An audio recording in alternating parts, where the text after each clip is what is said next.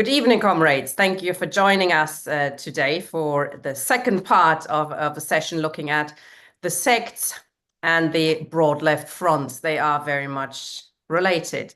I think I thought would be an idea to quickly recap sort of takeaway points from last week, because that was a pretty very good meeting, I thought. So we had a sort of definition and discussion around sects.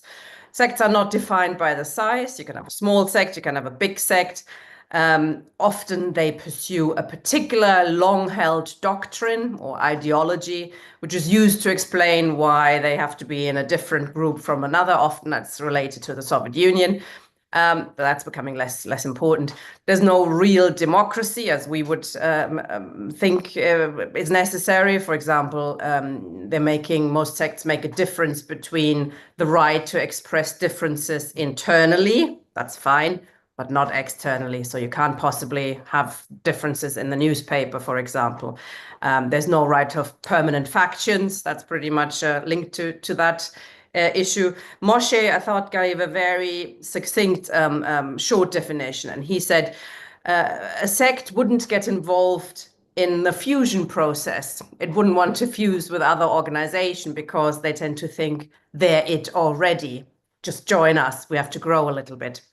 We also had an interesting short discussion around that very famous definition that some people think is a definition for sectarianism from the Communist Manifesto.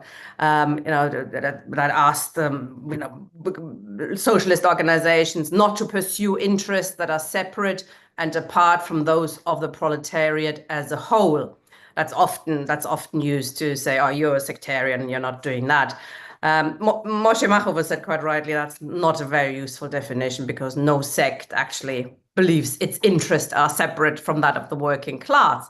And often that quote from the Communist Manifesto of the Communist Party of Germany, is used to claim, wrongly obviously, that Marx and Engels were against forming a communist party and that socialists should instead stick to the Labour Party and/or subordinate themselves to the sub-reformist platitudes of the latest broad front set up by this or that sect. There's the connection, obviously. So today we're looking at the broad fronts that are often led by what we would call sects. And I'm very pleased to have with us two speakers tonight. Kat's having some trouble logging in, but she's the second speaker anyway. So first speaker tonight is Marcus Strom, who's joining us from Australia, where it's very, very early. Thank you for joining us that early, Marcus. He was very involved in the Socialist Alliance here in Britain when he used to live in Britain, and also knows a thing or two about respect. So we're going to start with you, comrade. Thank you for joining us. Thanks, comrades. Wonderful to be with you. I will get to the point. So today I want to argue the main reason that the broad fronts of the left fail is fundamentally a failure of program and perspective, and I'll go into that. First of all, a bit of a definition. The broad lefts are the idea that the left should focus on the 80% where it agrees and suppress the rest of it in the interest of unity. So it tends to be a unity of the lowest common denominator, which means unity around reforms alone, and not unity around a perspective of changing society in general. Where do they come from? So I think they come out of the failure of not only the communist movement of the 20th century, but also the broad reformist socialist ideas of the 20th century, which were driven apart and smashed really by the realities of the 70s and 80s. Although these broad left ideas even existed then, the ideas really came out of the popular front of the 1930s and 40s. And what they have in common with those earlier manifestations of broad leftism is really a drive to make sure that the right wing is on board. And so everything is geared to suppressing dissent, idea, debate, or activity that might upset the right wing, whether that's, the fictitious idea of the Archbishop of Canterbury. Got to keep the Archbishop of Canterbury on board. Got to keep the different rightists on board, the church on board. Got to keep areas to the right on board.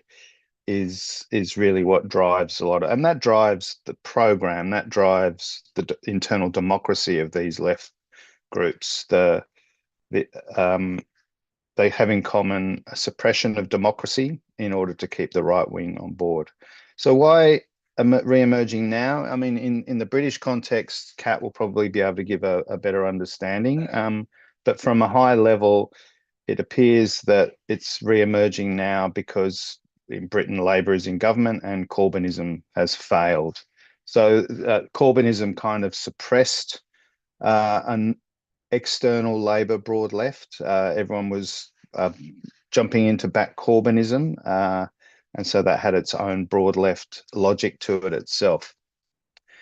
Underlying it all, of course, is what you might call a nascent anti-imperialism, anti-war movement, which has bubbled along with, particularly within Britain, but within Western Europe and to some extent Australia, for 30, 40 years, really since the collapse of the Soviet Union and the drive of initially the neocons and then other parts of imperialism, when the idea of a Pax Americana with the collapse of the Soviet Union sort of evaporated, and in the blood of a million Iraqis, and in the sands of the Middle East, you saw US imperialism with British and Australian and other forces joining in on the Iraq War. The real emergence of an anti-war movement, much of which was driven by far left groups or sects, acting as the backbone, particularly in Britain, the SWP at the time, really did create prompt a suggestion. Well, how do we get these movements to go further? What is the political expression of these? How do they impact not beyond just massing people on the streets opposing war? I was on the big anti-war march in 2003 against Iraq, 1 or 2 million people in London, and people around the world. And of course, Blair and Bush ignored it all and went to war. So it prompts the question of, well, what politics is needed in order to turn the anti-war sentiment, anti-capitalist sentiment, which was even bubbling around, into a political force. So most of the proponents of such blocks, whether they're in sects or not, believe the question of reform or revolution can be left open-ended in any such formation.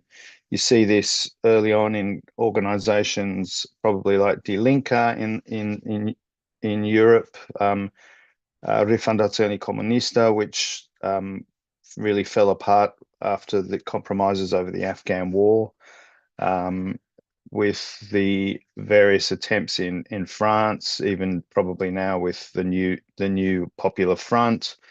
You definitely saw it in the Socialist Alliance and Respect, and watching from afar the sort of litany, left unity in various groups that bubbled along to a lesser extent after the collapse of Respect. So, and with this question of reform or revolution left open-ended, it is through the revolutionary organizations embedded in them, fighting for reforms or demands in the most revolutionary way, that Marxists can display the superiority of revolutionary methods. I think that's at the core of the idea. I think this is a complete abandonment, not only of Marxist method, but of the Marxist program. So Marxism, the idea is that the working class in capitalist society can lead a democratic revolution to overthrow the existing order and open the way to the end of class society. This is not a recipe for just being the best activist for reforms. It is actually a political program of class hegemony and class power.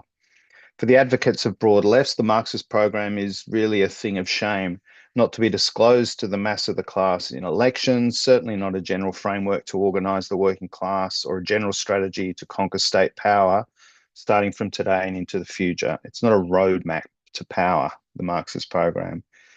For these people, it seemed the Marxist program is something only to be revealed during a revolutionary situation.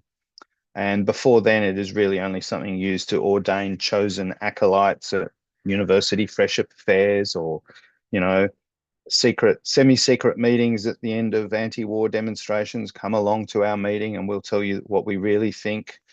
We see this in, the Socialist Party's attitude to task, counterfire's attitude to an emergent post-Corbyn movement, which is happening now. Saw it in spades during the days of the Socialist Labour Party, of which I was a member, the Socialist Alliance, of which I was a member, the Scottish Socialist Party. I did go to a couple of conferences representing the London Socialist Alliance to the SSP. I almost got booed at one of those meetings, I think. And Respect, of course. So yes, as outlined by the subject of this talk, all these broad left fronts have failed. I think to help understand why, it's worth looking at a couple of things written by John Rees at the time of the Socialist Alliance in the early noughties, which I went back and had a look at. Obviously, I don't agree with the conclusions or the theoretical framework proposed by Comrade Rees then or now, but I would say at least he tried to theorise the SWP's turn to electoral work, the Socialist Alliances, and then Respect. Obviously led later into a split after the Respect project failed in the SWP. That was part of it, but he was really the theorist in chief of the SWP around these questions. I think that general framework still guides the work of the Cliffites in general, if not explicitly, then at least implicitly. And we see it in Australia with the Socialist Alliance, the Socialist Alternative Organisation's Victorian Socialist electoral work. In a by-election recently, that the Victorian Socialists got 7.4% of the vote on a broad left platform, which is a good result, just below the Greens 7.9% in Western Melbourne, working class area. The Labor Party did hang on to hold that seat, but very much they were wounded. And I also think you see that sort of framework of Rees in Chris Ninen's recent contribution to the Prometheus theory series on the party, where the idea that the Revolutionary Party emerges magically during a revolutionary situation to become the mass party from being this semi-secret group within broad left fronts. And the only other real attempt at the time, I think, to theorize these types of outfits came from the Mandelites in Europe, the United Secretariats. They talked about parties of recomposition, really. But while for John Rees, the Socialist Alliance and similar was posited as a united front of this is a quote, of a particular kind applied to the electoral field. He said, this is in 2001, he wrote this united front of a particular kind, quote, seeks to unite left reformist activists and revolutionaries in a common campaign around a minimum program. It seeks to provide a socialist alternative to the right-wing dominated Labor Party on the basis of a series of fundamental working class demands which are common to those who come from the Labor Party and those who are revolutionaries. In formal programmatic terms, there is not a very great distinction between the kinds of policies that would be advanced by a revolutionary organisation presenting an electoral platform and those of the Socialist Alliance. But the method of organisation is substantially different. And again, to reinforce his point, it's all about organisation, not program.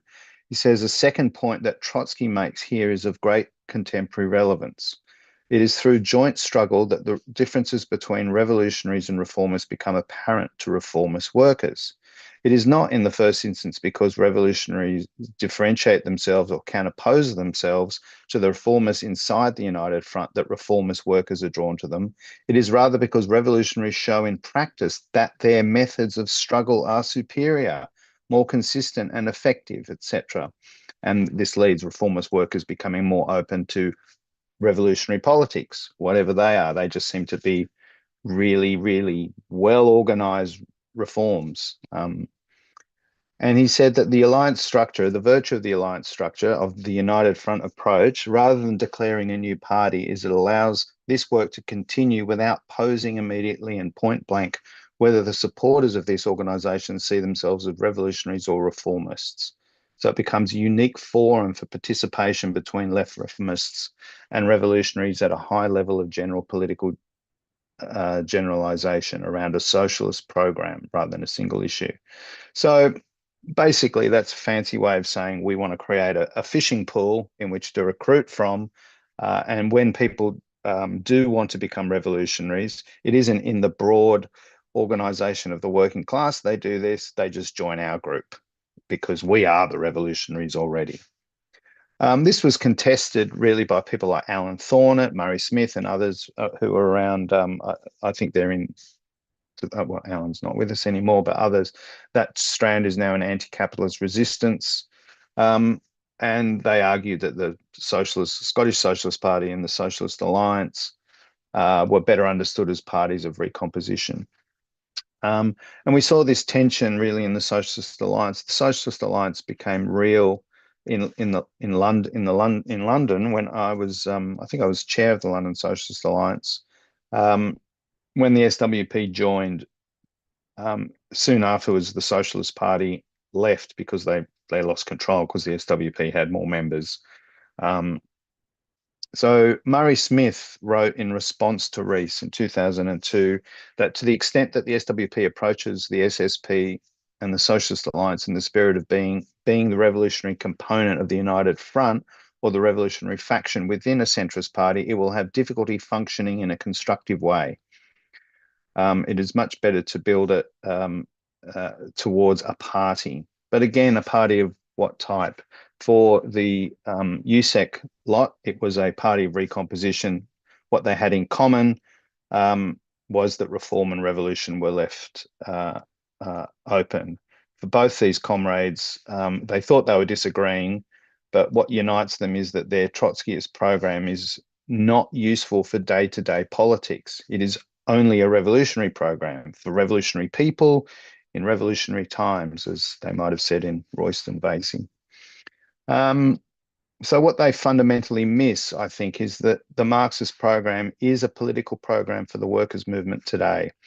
It lays out a minimum set of demands, technically feasible under the current society, but can only be implemented in full through the rule of the working class. But for our Trotskyite and Cliffite comrades, the revolutionary situation means workers spontaneously form workers' councils or something like this, and then just turn these into organs of state power, presumably not because of any programmatic methodology from the today into this period, but precisely because of their superior methods of organization.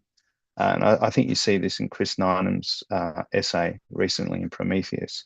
And then you can drop all the rubbish about standing in elections and Parliament can just be dropped because then you just turn into a storming the Winter Palace reenactment society. So I've been rereading State Revolution for a reading group in Australia, and I thought it was a bit of a weird choice, given it was written in the heat of such a revolutionary period that our comrades believe is when a revolutionary program is relevant. In chapter 4, it focuses on supplementary explanations by Engels. And Lenin writes in this bit, Engels, talking about the housing question and the critique of the Erfurt program, that's kind of the context. Lenin wrote then, quote, Engels realized here in a particularly striking form the fundamental idea which runs through all of Marx's works, namely that the democratic republic is the nearest approach to the dictatorship of the proletariat. For such a republic, without in the least abolishing the rule of capital and therefore the oppression of the masses, and the class struggle inevitably leads to such an extension, development, unfolding, and intensification of this struggle that as soon as it becomes possible to meet the fundamental interests of the oppressed masses, this possibility is realized inevitably and solely through the dictatorship of the proletariat, through the leadership of those masses by the proletariat. These two are the forgotten words of Marxism. I thought that was quite striking that here, um, right before the Bolsheviks took power, um, Lenin is reminding us that it is the democratic republic that is the form and that is really the keystone of our political program. And that is through fighting for the realization of the democratic republic and the minimum program in total, that the working class is able to really implement its full program and become the ruling class. So he goes on to explore um, different state forms possible within a republic. Lenin says that the Marxist program is not indifferent to the state form. It doesn't just say workers' councils will solve it all, as you seem to get shorthand in most of the far left these days. So for the broad left formation, it just creates a revolutionary crisis somewhere down the track. This is the program. The broad left does it form a government, is a mass, or anyway, then the real answer will be on the streets and the demonstrations, and that's where the revolutionaries will show their superior form of organization, and then workers' councils will pop up.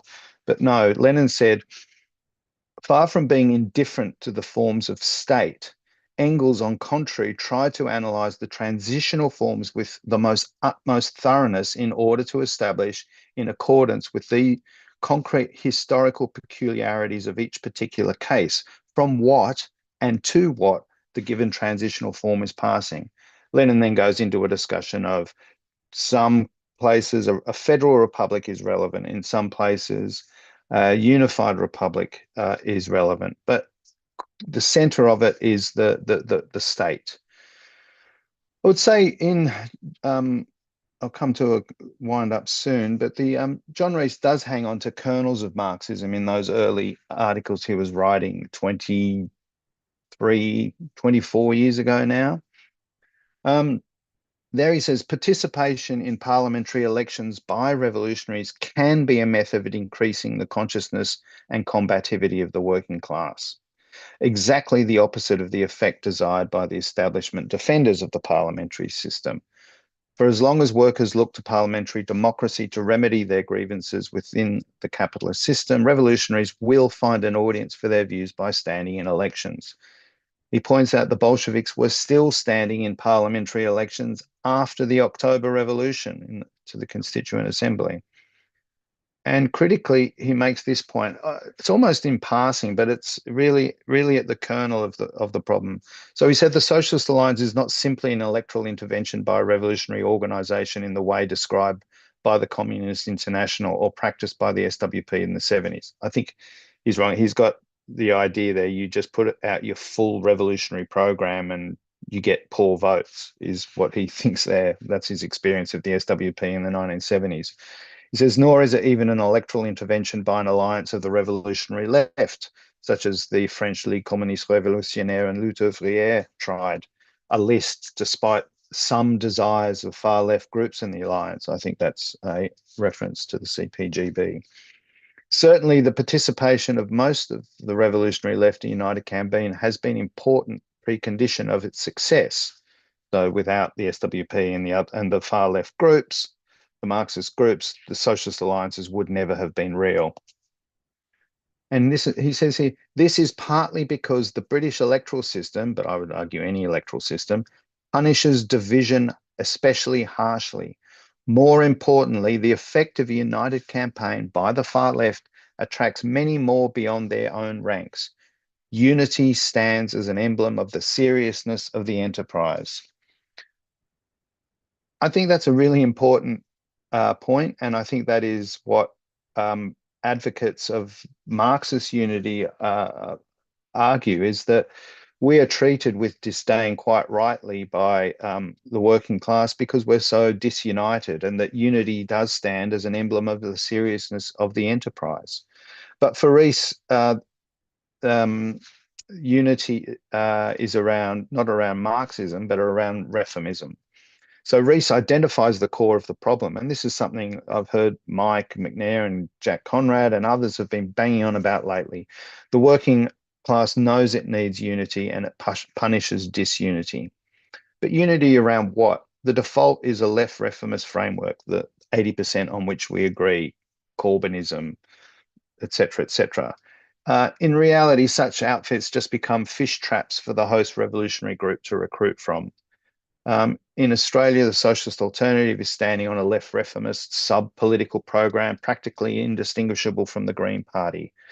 Again, for our Antipodean Cliffites, it's the fact that revolutionaries fight for these reformist minimum programs more militantly that proves the superiority of their methods, not the theoretical and organic link between the minimum program and the maximum program. So, and when the revolution comes, how, it's not clear, just by building bigger and bigger demonstrations, I assume, workers will instinctively be drawn to the group that fights for change most consistently. I actually think this is as deep as their theory is, and I actually think it comes from almost a sociological revulsion for much of the left that it actually doesn't want to build an organization that rules society. I think sociologically, and maybe this is for another chat, not this one, I think a lot of the far left at the moment, maybe because of how fringe and small it is attracted by people who are sociologically they just hate current society. I mean, they're not positive about what sort of society we have and will want to rule with the working class, but actually they just hate capitalism. They hate this, they hate that, sort of like a Kevin the teenager grump at the world. But our understanding of Marxism is a million miles from this. The minimum program is designed as a roadmap to state power for the working class, not a series of increasingly radical incremental steps to fool workers into accidentally taking power. Like this is the so-called transitional method. At its apex is the demand for a democratic Republican state form and all that flows from that throughout society, throughout all our demands, including within the workers' movement itself. So what Rees does identify is that the disunity of the left is death and is punished. But we need to unite around a Marxist program. Now, I want to finish now just saying the subheading of the meeting was it's the 20% on which we disagree that matters. I'm not sure that this is the case. We want a mass party. We want a broad party, but around a Marxist program. So we want tens, hundreds of thousands, millions of people. And it will be around that 80% we agree on within Marxism, I would hope. But we also want a culture where the 20% we disagree, it does matter, but it is not taboo to discuss it, where we can have debates around our disagreements, but we have unity, disciplined unity around implementing the program, not a police unity, not an enforced unity from the top table in order to keep the right wing on board. That is why these left unity projects continually fail. Look at what happened in Respect. The broad leftists want to suppress disagreements between revolutionaries and reformists. They don't want to show the theoretical superiority of Marxist ideas. Their idea is just by getting up earlier and being more active, putting out better banners and showing you're the best organizer of the demonstration. That somehow shows our methods are better. That way we don't upset the reformists and we keep them on board. So hence we have the ludicrous spectacle of the SWP voting against open borders, voting against a republic, voting against a woman's right to control her own body at the founding meeting of Respect. That is the real DNA of these broad left groups. Suppression of difference, not embracing of difference, and using a Marxist program as a framework for unity. And I'll leave it there. Thank you. Thank you very much, Marcus. Excellent introduction. Very enjoyable. I think the 20%, we chose that title because the 20% tends to be about how we get there. Those are the 20%. It's the reform or revolution. What kind of, what is workers' control? What is the dictatorship of the proletariat, etc. But I can see how that could be. It's not a scientific correct title. Thanks very much, Marcus. Kat now is the next speaker. Kat is on the editorial board of Prometheus and speaking in a personal capacity. Thanks for joining us, Kat. Thanks very much. I'm just logging on from my phone, so if it's a little bit clunky, just let me know. Yeah, thank you very much. Marcus, I think, covered really well the arguments around the operation of revolutionaries within these organizations, and often why they're actually the ones arguing for and working to set up these organizations in the first place. I mean, I will just kind of preface it before we go into it a little bit deeper, but obviously there is a big difference between arguing to set up these types of organizations and arguing to, you know, and working to lay the basis of and arguing that these are the organizations we need. There's a difference between that and then if these organizations emerge, the question of should we get involved or should we intervene in them?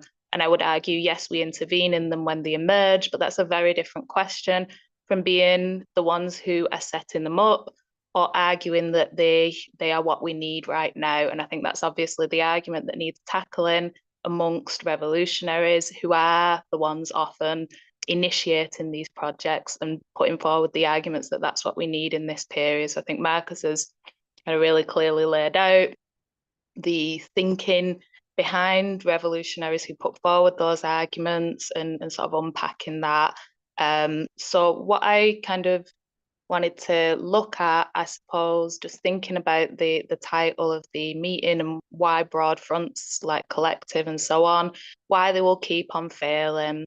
And I guess I wanted to think about failing for who. So obviously they're made up of different parts.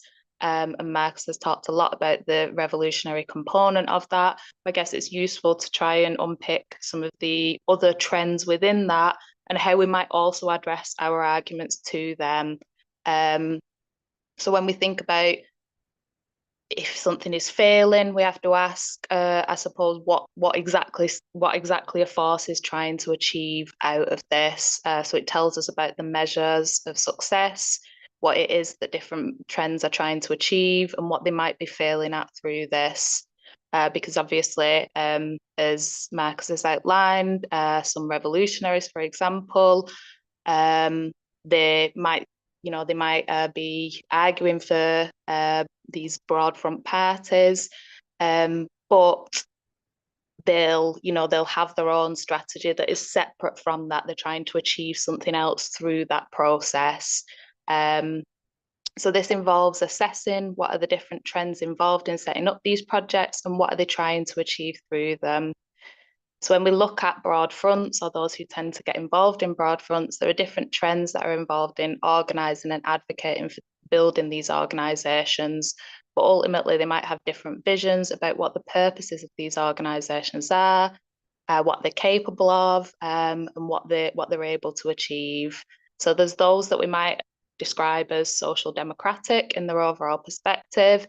There's also those we might describe as democratic socialist, and I think that's something that has strongly emerged as a kind of popular trend, particularly in the UK around Corbynism and during that post-Corbyn period, trying to assess some of the failures there. And then finally, as Marcus has covered a lot, and who I imagine are represented in the audience here, those who we would see as revolutionary. And obviously that's kind of what would group all of us together. But some of us will have different perspective within that on broad fronts. So I'll address each of them and go through the kind of arguments that I think are useful to direct there. So firstly, there are those whose politics are social democratic. So what we might mean by that is having a project of reforming capitalism, but who recognise the manner in which the Labour Party has been captured and want to organise a new party broadly along those lines. So what we might call a Labour Party Mark II when it's being discussed around this. I would say they represent the trend whose politics are probably most honestly and straightforwardly expressed in these organisations. And I suppose that in a lot of ways, that's criticism towards the other trends, because the social democratic trend, they want what the broad front party says on the tin, and they believe it to be achievable through it. So they represent that trend that does believe that the kind of reformist program of a broad party is achievable, and that this expresses the goal that they want to organise around. So essentially a working class party organised around broadly left-wing positions, able to advance values of equality, opposition to the excesses of capitalism, to fight against the rollback of the welfare state, and to push for something like a return to the post-war settlement, a return to the period of the welfare state from 1945 to the late 1970s.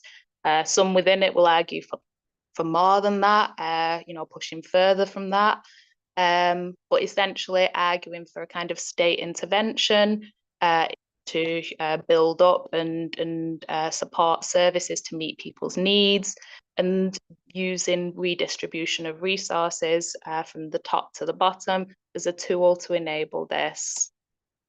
This is also the trend which other forces, the democratic socialists and the revolutionaries, pitch towards to try and get on board within these broad fronts. So that involves maybe softening our own politics to do so, as Marcus described, on women's rights or on democratic demands.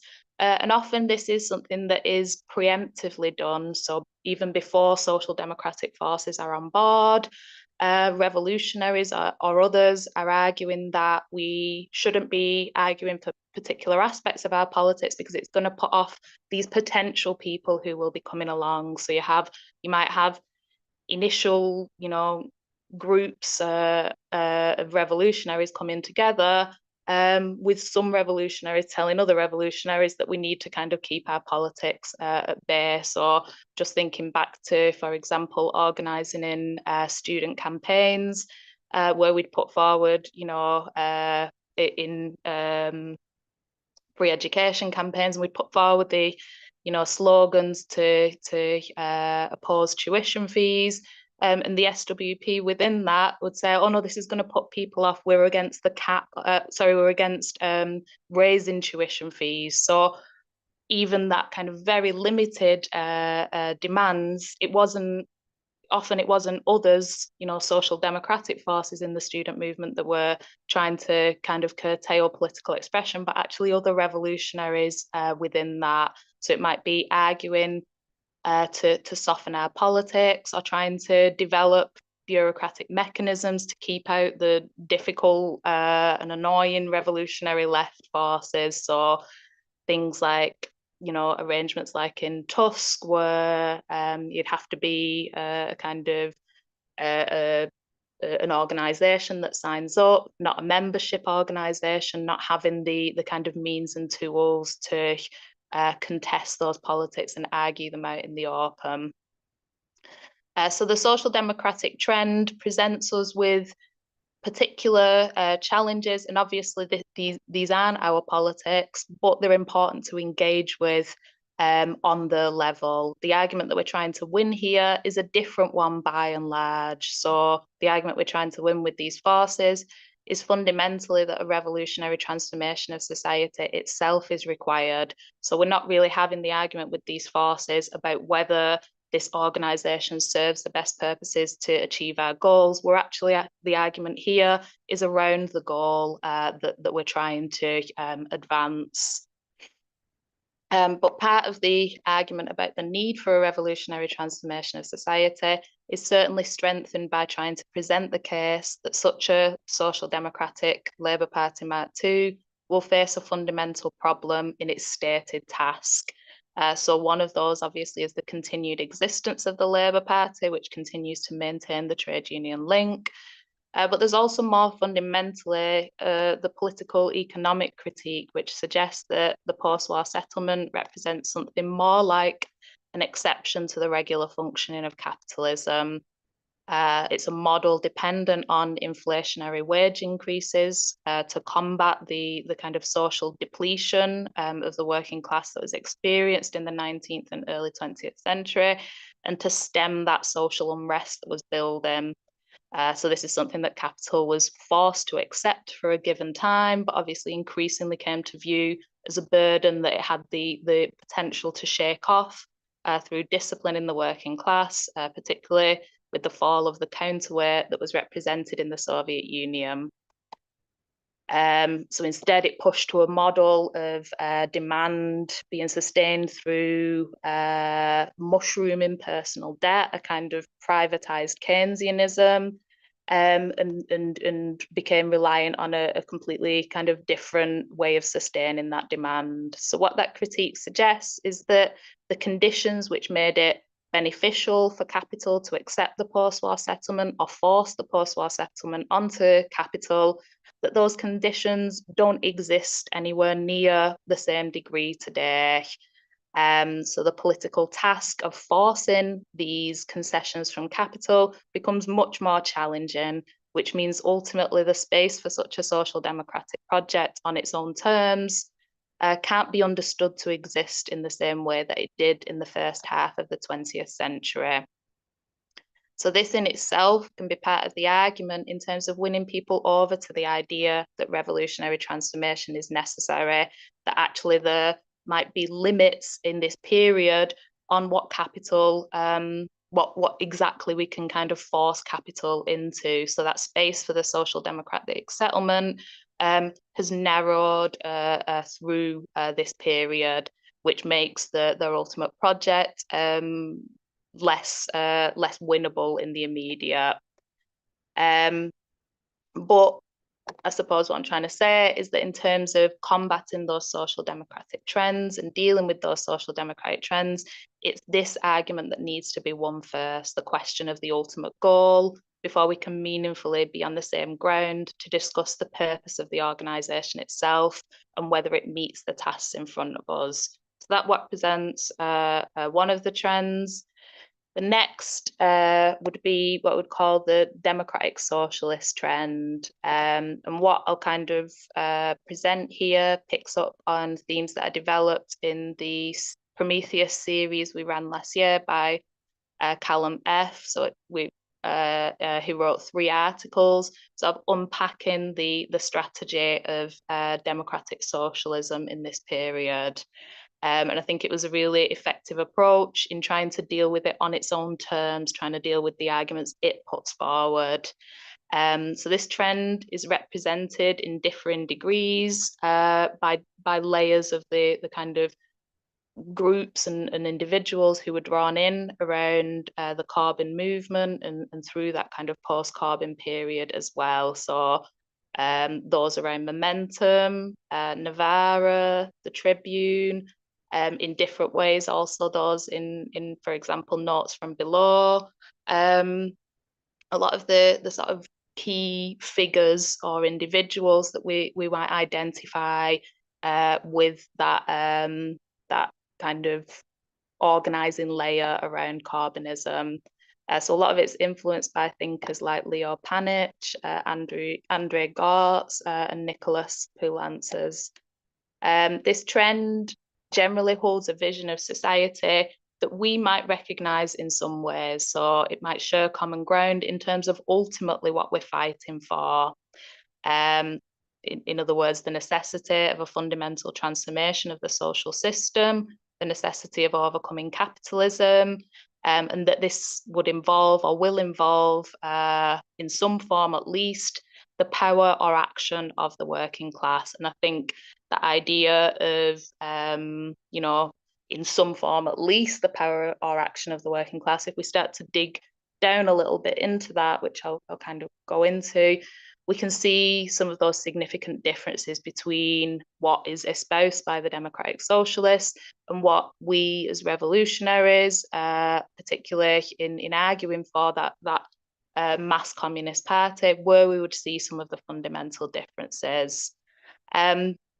But on the surface, what differentiates this trend from revolutionary socialists is that they would pitch between reformism and revolution, or they would argue for the overcoming of the dichotomy between them.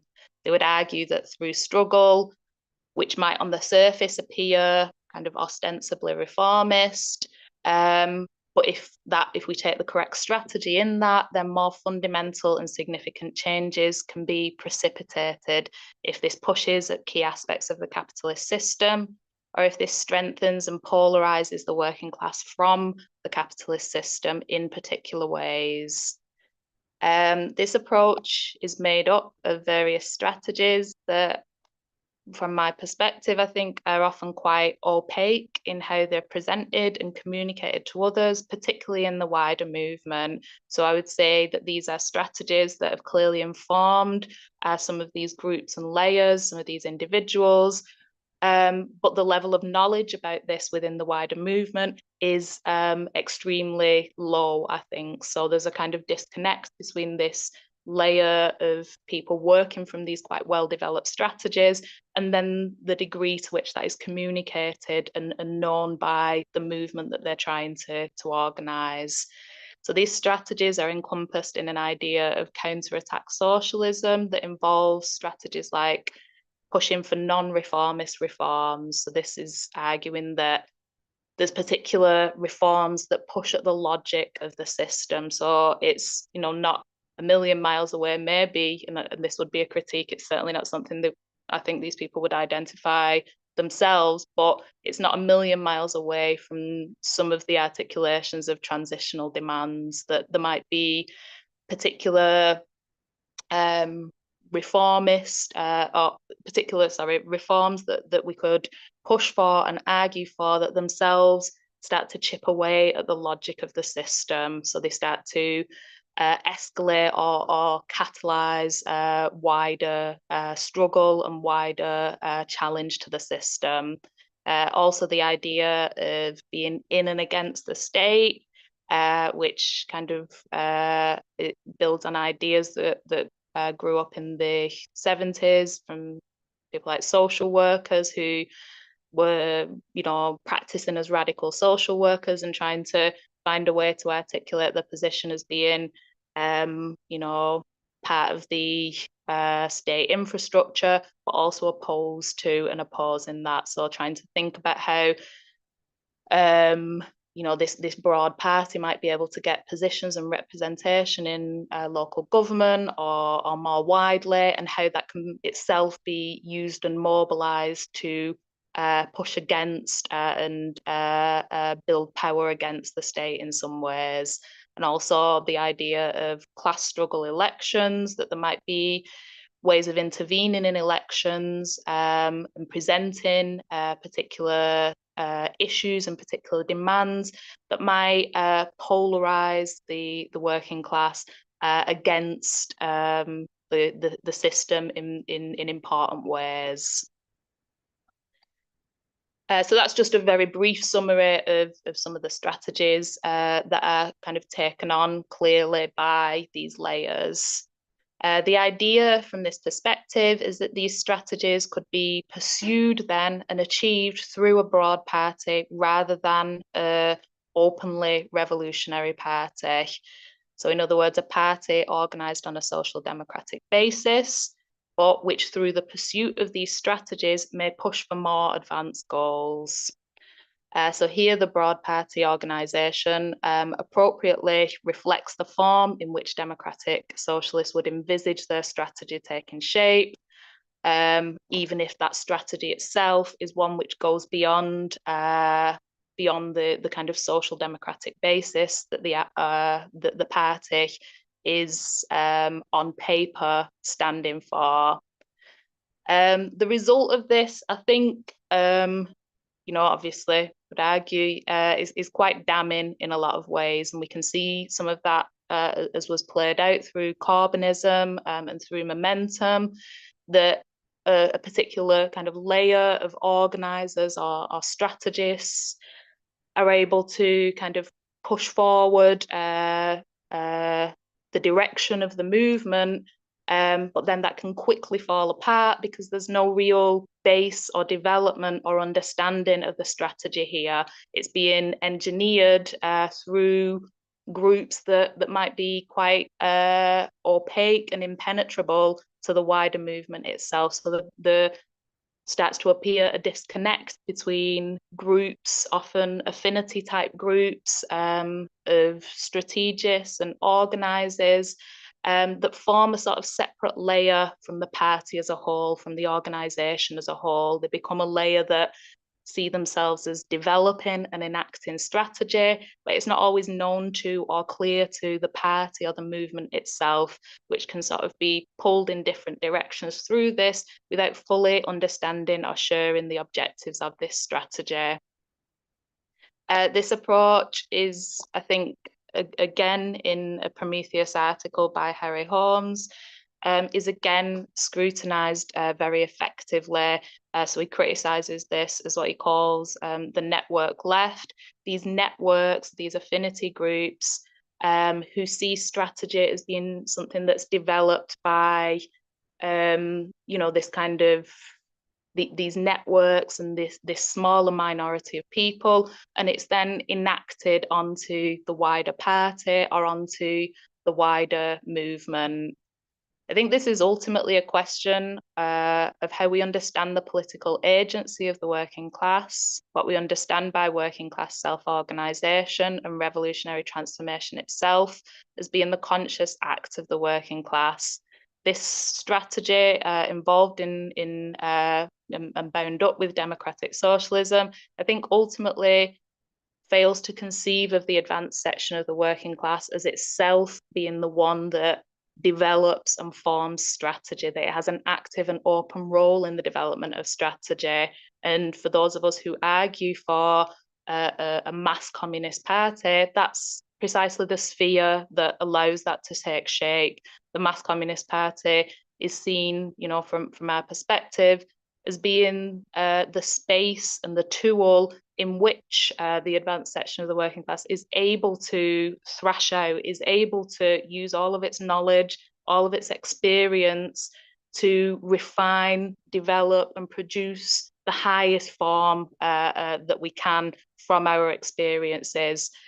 What the strategies involved, I think, in counter-attack socialism and the democratic socialists, where they fall down, I think, is that they don't ultimately open up this space for the working class to play that role in its own self-emancipation, in its own self-organization, that faith that this, that we can have a party that itself is the open space for the development of strategy, that's clearly and transparently communicated to all, that we lend that kind of serious faith that people will be able to understand and will be able to openly organize around the strategies and develop the strategies that represent that kind of highest form, rather than it being this almost professionalized layer that develop strategy and organize the wider movement.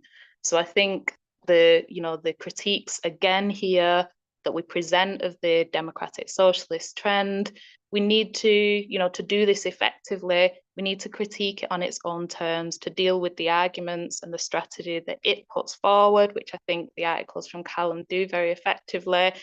We try to address it to the level at which it's pitched itself.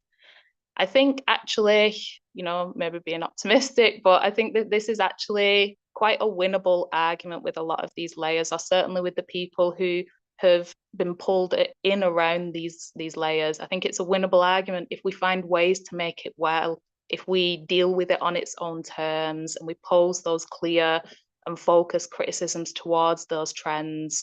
Because ultimately what we're counterposing to that is the idea that the working class itself should play the active role in developing strategy, that it itself, through experience and through political learning and understanding and development of consciousness, can take that active role, that it's not simply this force to be pushed at and manipulated in different ways, which again, bears significant similarities with some of the critiques that we might present of sections of the Trotskyist left in their application of the transitional method. So that's kind of most of what I wanted to outline in terms of how we have to kind of pitch and develop our criticisms and arguments around the broad front and the broad party as a model of organisation, that we have to be able to assess which trends are present in these arguments and upon what basis, you know, when we try to critique broad fronts as being you know, as being failures or not achieving the goals, we have to, I suppose, unpack exactly what are the goals that they're trying to achieve through that. Obviously, finally, the trend, which, you know, we would probably all fall into ourselves, would be revolutionaries. And when revolutionaries are working within, arguing and organising for the broad front model, this looks like something certainly different to the social democratic trend, because it's got a very different ultimate goal, but also looks different to the democratic socialist trend, because although the ultimate goal or objective might look something similar, the broad front organisation isn't actually conceived as being the vehicle that can advance that. It's instead a means by which to advance other objectives and other organisational forms. And I think that this is certainly where we should direct the strongest of our criticism, because a lot of this takes, you know, almost cynical forms in the level to which our own politics are hidden away, and what this presents and what this says about Marxists and revolutionaries in the movement as a whole, that we can just put on different hats. We'll be involved in this campaign and that campaign, this broad party and what have you, and we hide away our own identity, that Marxism isn't something that belongs to the working class as a kind of possession of its own, but something that should be held away by a quite tightly knit revolutionary organisation. And obviously in its kind of worst forms, it appears simply as a means of recruitment or the building of a small trend within this. I think Marcus, really covered quite well the thinking and the critiques that we need to present around that. So I won't say much more, but obviously just really to emphasize that we need to counterpose and advance the idea of a mass communist party as being our organisational form and the one which we must openly fight for. That we see it as the long-term building of the mass political consciousness and organisational power of the working class. So yeah, I'd be interested to hear people's thoughts around it. I do think it is quite important to differentiate the trends and to direct our specific arguments in different ways to them. I think, particularly around the democratic socialist trend, I think if we sort of familiarise ourselves with the arguments that they're putting forward and we directly take them on the questions of working class self-organisation and the role that has in the development of strategy, I actually think we can gain a lot of ground and win a lot of arguments on that. Some of the others potentially more challenging, but equally as important. Thanks very much. Thank you very much, Kat. Can I just ask you on that last point then? The democratic socialist trend, do they actually try to set up broad fronts? I mean, are Novora and these lot, or do you mean Momentum as a broad front? Because Novora is not involved in anything, are they? Yeah, I think it's really about what they would argue for. So if you look at sort of the arguments that are put forward by key people involved in Novara Media, they would be arguing for these type of broad front organisations. And I think some of, we can see to a degree some of it in the article that Joe Todd wrote, and obviously he's sort of involved with those layers, arguing for that kind of broader organisation that encompasses and is organised on the basis of everybody identifying as socialist or everybody identifying as left, that we can kind of group them together on that basis and then work out the political basis of our organisation from there. So I think obviously there's there's people who are actively trying to set things up, but then there's also those kind of wider layers who put those arguments forward. So, for example, the Tribune again is a media outlet, but put forward certainly those arguments from Leo Panich, etc., around non-reformist reforms. Mm. It seems to me that the collective party, which might or not might come into being, is almost like a crossover of the democratic socialist trend and the revolutionary socialist trend. We've just learned the SWP tried to join collective, but was told to get lost. And so they've set up a broad front called We Demand Change in order to be able to be allowed to join the other broad front, which is collective, which is sort of run by Pamela Fitzpatrick and Kerry Murphy, with or without Corbyn, perhaps. But just talking about, I mean, the subject of the title, and I should say, comrades, if you want to come in, ask a question, make a contribution, please click raise hand. But you know, the point of this discussion, as was last week's, is of course not to just say, oh, they're all crap, you know, none of this will work. I mean, we understand we're a tiny minority at the moment, the revolutionary socialists. We're nothing. We're tiny groups. And that's why, I mean, it is important, isn't it, to try and win over the right. I mean, we want to win them to our politics. And there are occasions where we could have partial unity with some of the more right-wing forces of the movement, because we do understand we're not the majority. In order to change things, we need to become the majority, etc. But you know, I mean, how do we understand that these are, what is it that makes them fail, these broad fronts? I mean, we've touched on various of their problems, but is it, Marcus, maybe to you first now, is it the contradictions between the revolutionary program of your own, you know, the actual revolution program, and then what you're fighting for? Are these contradictions playing out too much? What kind of pressures usually lead to these failing? And I quite understand what Kat said. We have to understand actually on their own terms, you know, did they fail, or maybe they didn't fail?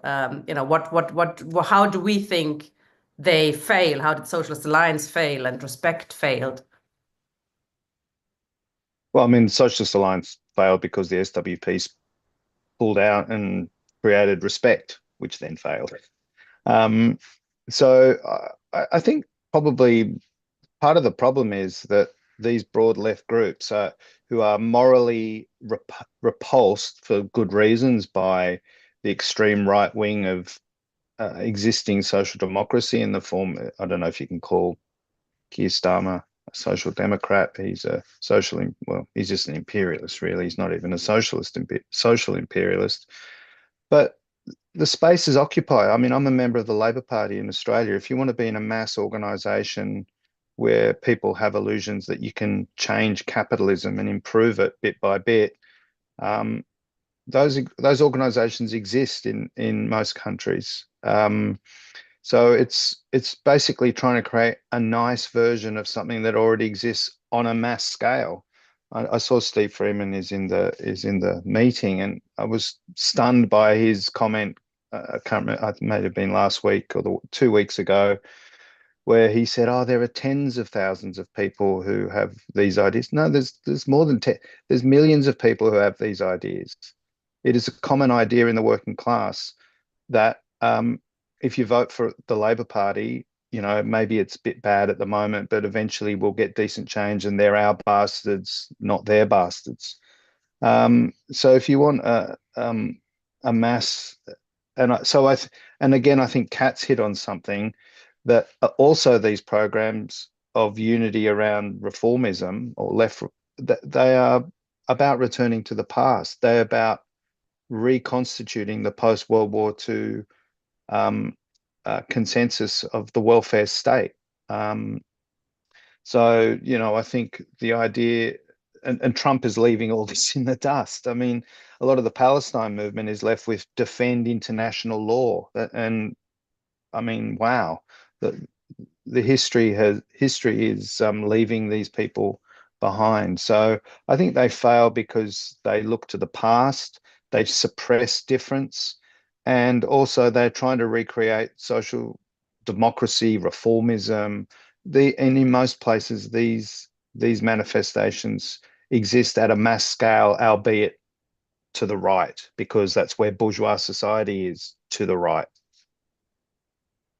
And it seems to be, I mean, it seems to be an attempt really as a shortcut, isn't it? I mean, you've been peddling your, we're saying we need revolution and here's our program.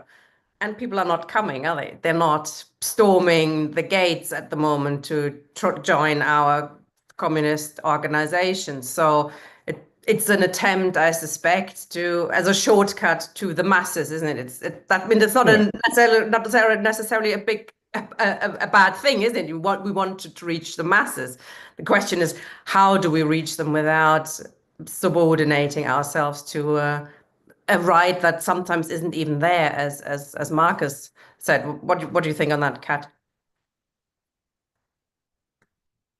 Yeah, absolutely. Yeah. I mean, again, I think, and you could sort of see that with how things played out with Transform, when it was just kind of getting going. A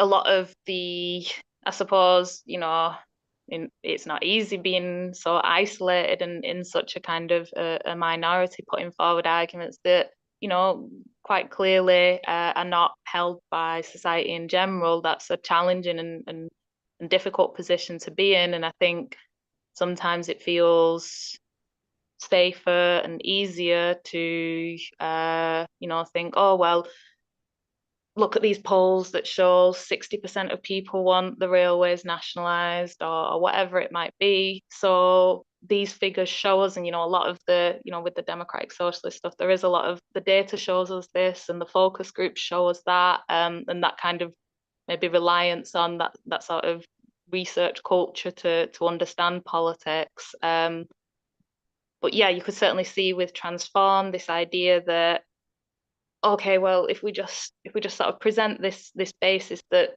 we've seen people agree with in society, then surely loads of people are going to come to us. So that's sort of maybe worth the sacrifice of softening and minimizing our politics. But then obviously what we see in practice is that doesn't happen, that actually the numbers that are collected together around those organizations is not so much significantly more than the revolutionary left itself.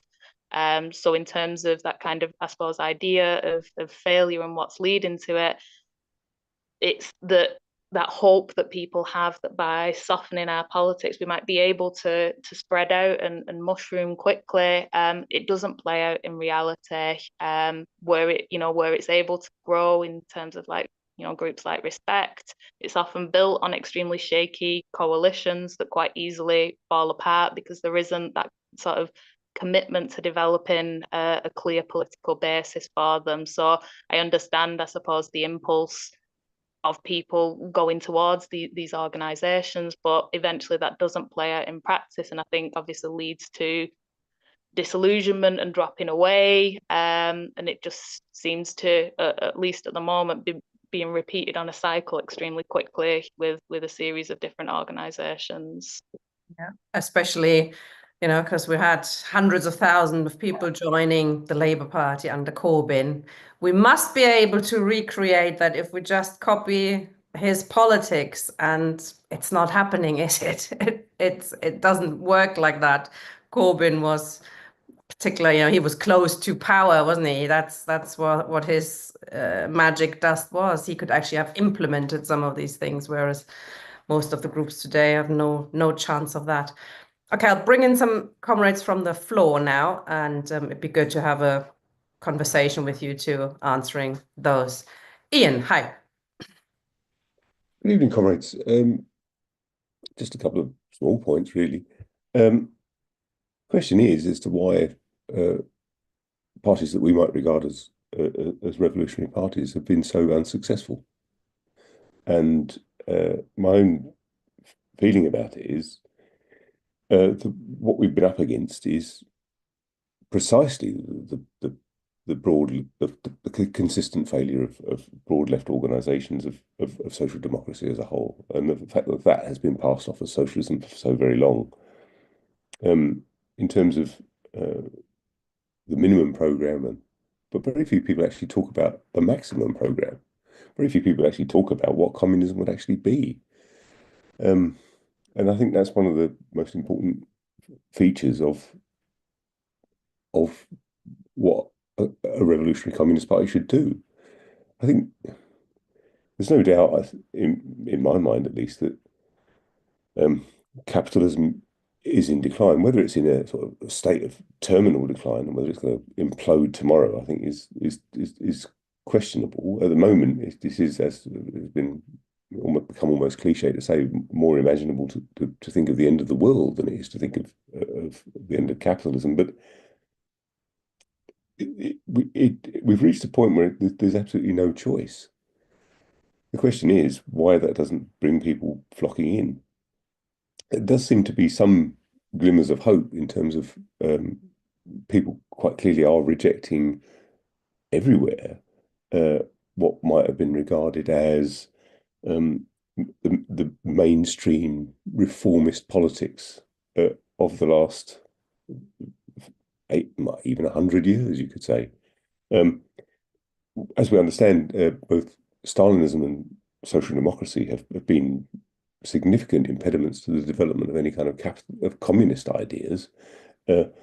And where communists do theory, whilst it's of course vitally important that we focus on our history and learning from our history, it seems frequently that when communists do theory, it's mostly to talk about dead Bolsheviks rather than concentrate on the actual contemporary political economy of a declining capitalism.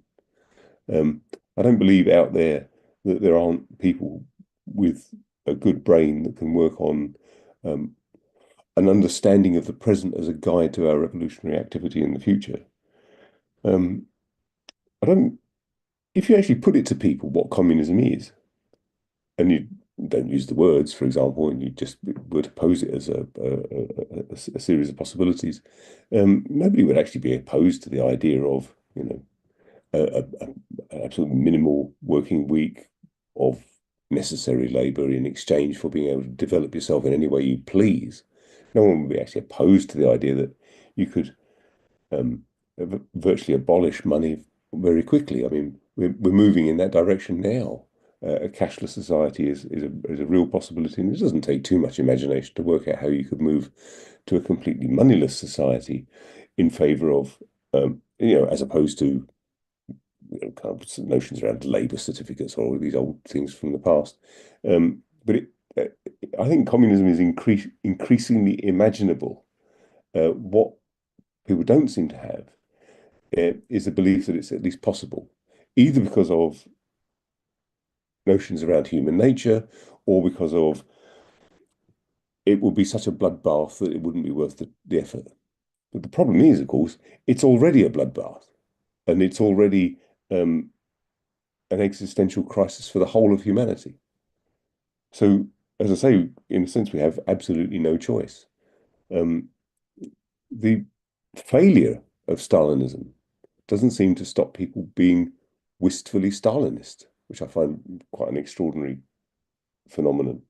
But whether that's just a kind of a wistful longing for a movement of some sort or other, but the other aspect of it is a wistful yearning for the social democracy of the past, which I find inexplicable. For people who want to make an argument for social housing, I agree.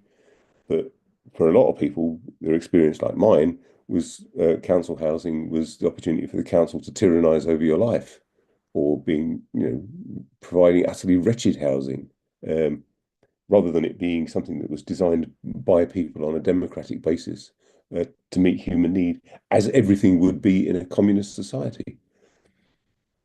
And then the other thing is, and probably the most important thing, is the question around democracy. And from my point of view, the appeal of the council communist perspective, for example, was the idea that it would be the working class in charge and not the central committee of the party. And I think that's an important thing for us always to remember. And so therefore, what I'm going to argue for time and time again is really, let's not forget the maximum program, and let's talk about the maximum program to workers, because I think the idea of capitalism as having a prolonged appeal will soon be challenged by climate change and war and destruction on a scale that hasn't been seen for a very long time. Thank you. Thanks, Ian. Also think we should consider that what we are doing is we're in a period of preparation, aren't we? Unless the working class moves, there can't be a majority revolution. But that we, the communists, have to be ready for that moment when it does start to move and getting our house in order, etc. I suggest I take one more speaker and then you two can come back and then we take another round if that's agreeable. Okay, William, hi. You're muted. I'm muted, I am. Well, I think a lot of our national histories have a bearing on this. And I don't think you have a radical history in Britain. I think you have a reformist history. You went for reform and you boast about being the mother of parliaments and all that silly nonsense. And yet you have a monarchy. So you certainly don't have a radical tradition. Now, in Ireland, we have a radical tradition, but we don't have a revolutionary tradition, which is something different. Like, we will rebel, but we won't construct a party of the people.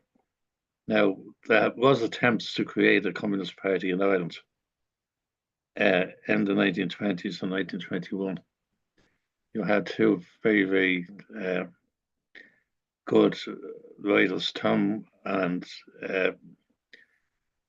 O'Flaherty, Liam and Thomas O'Flaherty, two brothers from the Aran Islands, started a communist party with James Connolly's son Rory.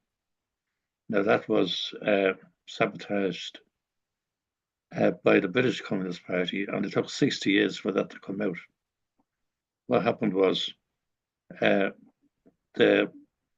Comintern at the time sent directions via London to what was to happen in Ireland, what they wished to happen in Ireland. And the British party, being jingoistic and chauvinist and blitz as they were, altered that and told the Irish party to dissolve. And they did dissolve. So we never had a communist party. The original one was never founded.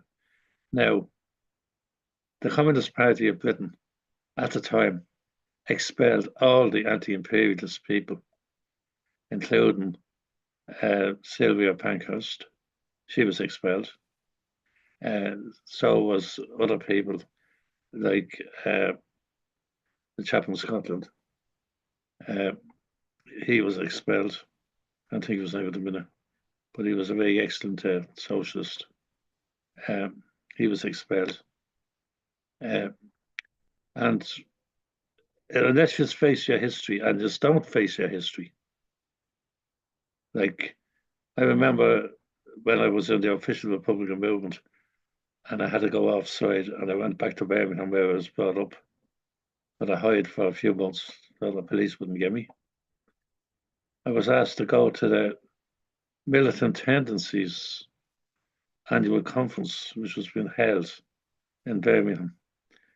I didn't want to go, and I said I wasn't going, and then I was told, okay, somebody else will be sent, and I said, oh no, hold on, I will go, so, because I wasn't having anyone else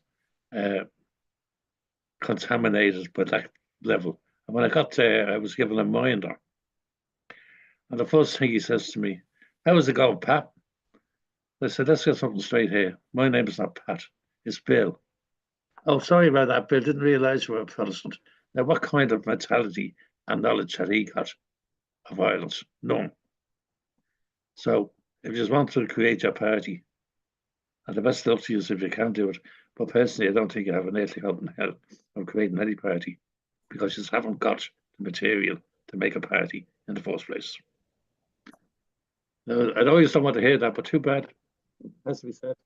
It's your view. You can say it. I think we've had plenty of revolutionary potential in this country, for example, the Chartists. But anyway, They were Irish, by the way. The Chartists were Irish. Yeah. Any radical movements ever had, it was the Irish that done it. Fergus O'Connor was Irish. Okay. So that. Okay, sorry, I have to mute you now, comrade. Marcus and Kat, do you want to respond to something, or shall we take some more speakers? Well, I've had a pop at Steve Freeman, so he's next in line. Maybe let him come back before we do. Okay. Is that okay, Kat? Okay, Steve, off you go. Yeah, hit me with a real one there, Marcus. When I said I think it was 100,000 people, and you said it was million. So I could be corrected on that. I've not counted them numbers up that well. But anyway, let's just come back. So I would consider myself to be a Republican communist, and therefore I'd start where Marcus started, when Marcus told us about Lenin in State and Revolution, talking about the centrality of the Democratic Republic. That's a great starting point, but let's start from the opposite end. Communism is made possible by capitalism, and the world is ready objectively for communism on a world scale. So there's a massive problem if it's objectively ready, when subjectively people are not ready for that. But we can't get to communism, I would argue, without an international socialist revolution. But we can't get to an international socialist revolution unless the working class comes to power in at least one country to start off with, to trigger, as it did in Russia in 1917. And we can't get to workers' power, as we did in Russia in 1917, without democratic revolution. So we need to be a democratic revolution. And we can't get to democratic revolution, or I get back to where Marcus was. Democratic republics, the key to all of that. So there we've got going from one end backwards or forwards: democratic revolution, democratic republic, democratic revolution, workers' power, international socialist revolution, world communism. So that has to be where we base ourselves. And the problem that we've got is that a mass party is possible in Britain today. I do believe that, but a mass communist party is not. And that's because of the objective conditions are not right for it. The objective conditions for communism are, but the subjective consciousness of the people, which is what William, I think, was saying to us a minute or two ago. And we can't overcome that by pure voluntarism, by the effort of will, by trying harder, by, let's say, have a daily worker instead of a weekly worker. Maybe that will get the whole show on the road. We can't, because the conditions are not particularly right for that. So it takes us back to the question, I think, of the relationship between the communists and the social democrats. Because social democratic workers is the majority. Did you say millions, Marcus, or tens of thousands? I can't really remember. And therefore, we do have to go, as Marcus did, back to the experience that we had in the Socialist Alliance and all the rest of it, that we were there. That's the real experience. First of all, you better make a distinction between 2008 and what happened before 2008. The first round was after 1997 or 1996, when Tony Blair, New Labour, took power with neoliberalism. And with the marginalisation of the Labour left, the old Labour left, the attempt was to set up social monarchists. I could rather call them social monarchists than social Democrats, by the way, because they're based on 1945 settlement of a constitutional monarchy and a welfare state. I call that the social monarchy. So we had a social monarchy from 1945. So all these parties, Socialist Labour Party, Socialist Alliance, Respect Us, Left Unity, all had a programme of social monarchism, that is to restore the thing to 1945. And that then failed. It failed when after the 2008 banking crisis, and then with austerity, then suddenly Corbyn turns up. What programme does Corbyn turn up with? He turns up with a social monarchist programme of 1945 again. This time everybody gathers around it after 2015. They're still trying, if you look at the manifestos of 2017, 2019, it's all about rebuilding the social monarchy. So why did these parties fail? Well, we can say they could simply say, well, they were reformists, so they could fail. No, I think it's much more deeper than that. They failed because the communists didn't fight for republicanism within those formations. That's my charge. The only way they could have succeeded is on the basis of them having a Republican program to unite around, and they didn't have that. Because our social and constitutional monarchy is in the deepest crisis it's ever been. And therefore, trying to resurrect the 1945 social monarchy is objectively a failure. The whole system is in a state of absolute degeneration. So if you want to come back and try it all again in a system that's failing, that's not going to work. And so, should social democratic workers and communist workers unite in a single party? Yes, of course they should if they can. Why? Because it'd be more effective to fight together against a common enemy than to fight each other all the time. So that's the real reason for it.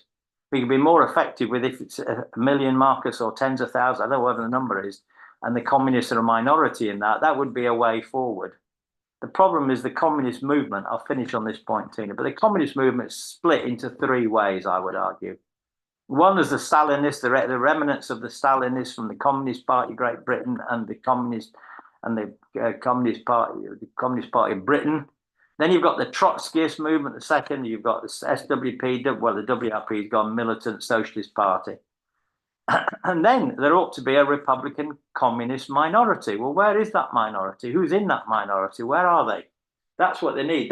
We need to be able to fight, I would argue, together against the Stalinists and Trotskyists. We need to wage a war against them because the Stalinists and Trotskyists are a barrier to the creating the kind of communist party that we need. The idea we should all get together in one big blob, no, that won't work. They have to be taken on. I just want to take up one final point with Kat. One of the things that she said.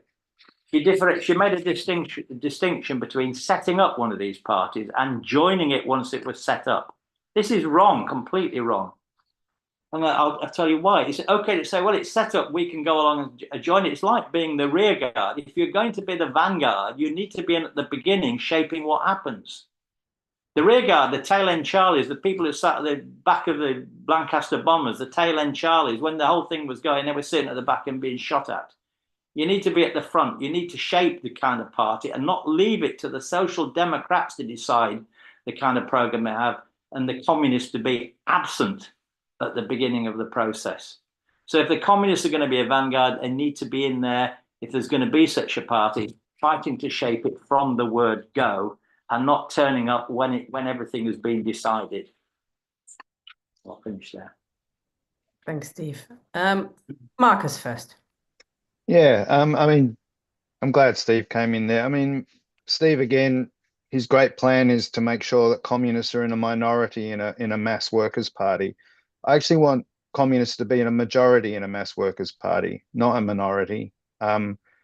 And I think that should be our approach. Again, what Steve has in common with John Rees, Chris Nineham, the Pabloites, the Mandelites, is that by being in a minority, we manipulate history.